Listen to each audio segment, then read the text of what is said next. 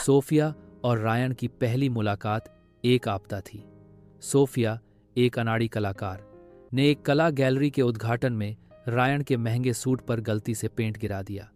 Ryan, एक तेज तर्रार व्यवसायी, क्रोधित हो गया।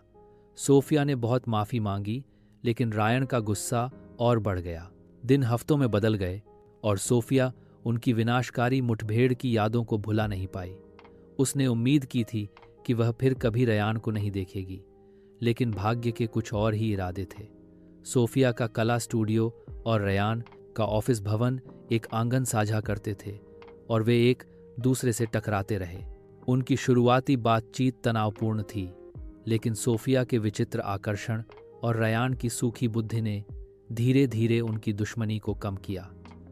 उन्होंने कला और संगीत के लिए एक साझा प्रेम की खोज की और उनकी बातचीत सहजता से बहती थी।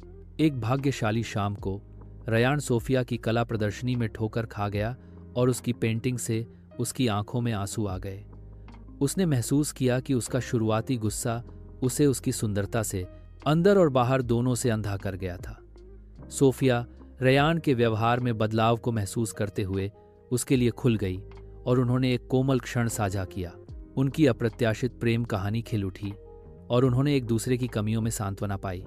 सोफिया का कला स्टूडियो रायन का आश्रय स्थल बन गया और वह उसका सबसे बड़ा समर्थक बन गया। उसके सूट पर लगा पेंट का दाग उनके प्यार की अप्रत्याशित शुरुआत का प्रतीक बन गया।